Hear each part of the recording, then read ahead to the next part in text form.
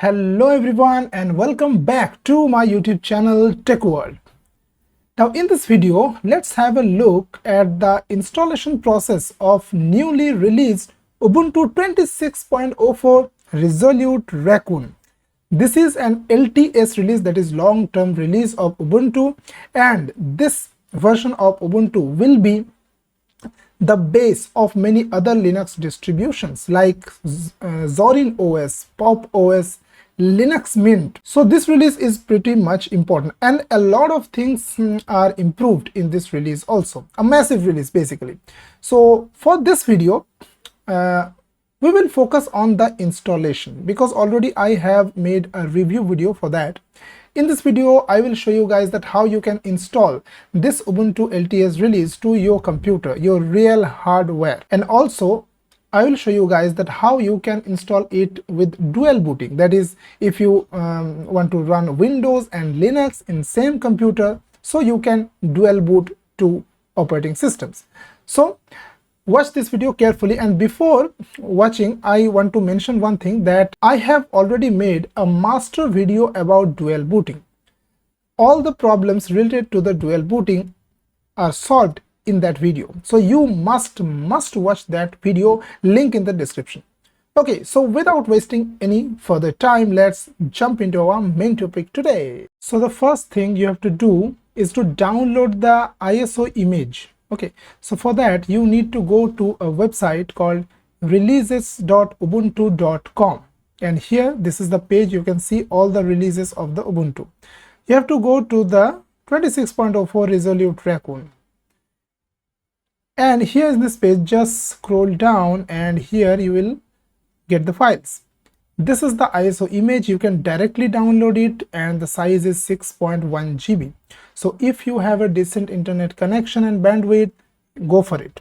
And if you don't have that, you go to the torrent file. So you just download the torrent file,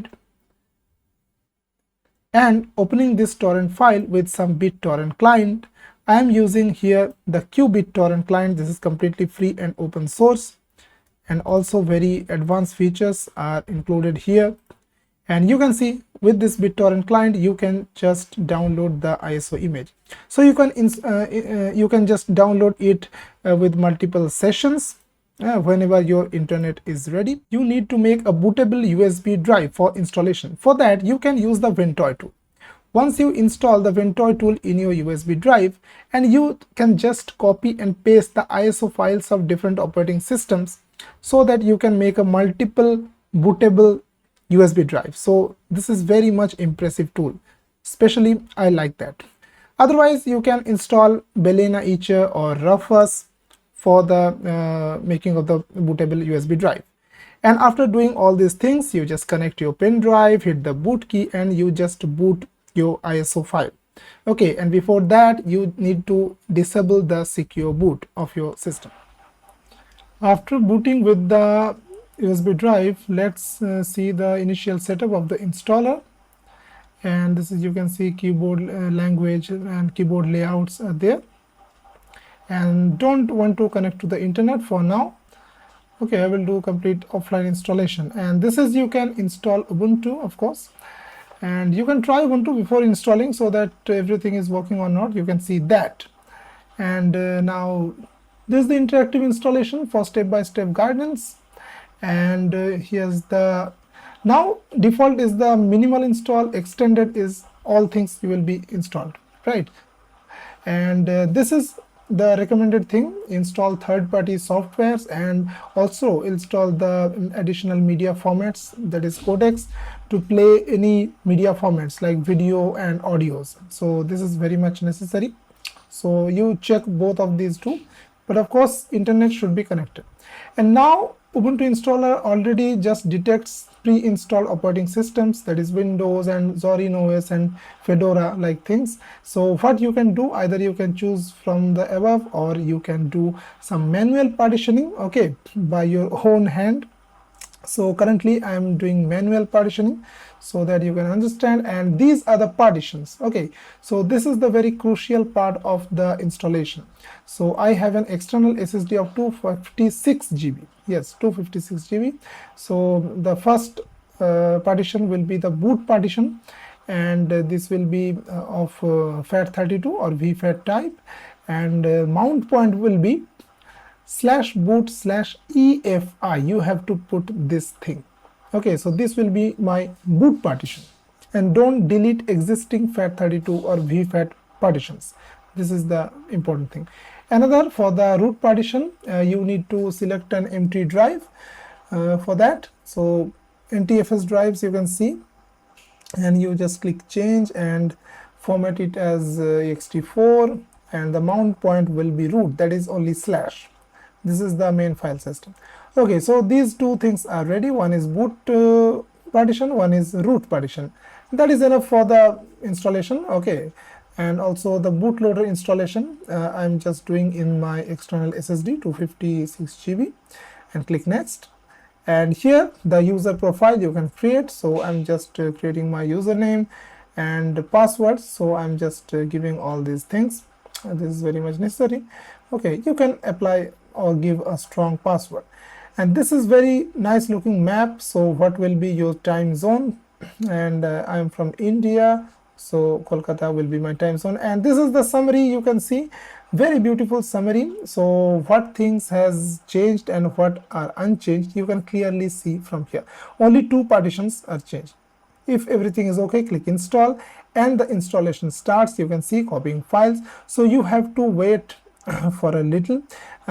If your hardware are well capable, then 5 minutes will be just taken. You can also see the command line by clicking the icon, and this is the installation done. You can see 5 minutes it took with my machine with the Ryzen 5 5600H processor. So installation is done. And after restarting the PC, this is the initial setup you have to do with your Ubuntu installation. And you can see the release notes from the browser. And now click next. You can enable the location service, but currently I'm not doing that. I don't want to disclose my location. And you can help improve Ubuntu by sharing some data, okay, and sharing some crash reports. So you can enable these things whatever you want, and then click next. Well, now choosing the right theme and look, so dark theme or light theme, whatever you can like. You can see this is the dark theme, pretty beautiful. This is optimal for the night usage, and this is the light theme, really nice looking thing. And you can see the GNOME shell also in the light theme. And this is the new Ubuntu folder icons, beautifully looked. So it has changed the look, and the accent colors are really beautiful. And I'm just enlarging, just pressing Ctrl+ to enlarge the icon size, and you can see very beautiful transition among the colors, accent colors. So whatever you like, you can choose from these type of accent colors.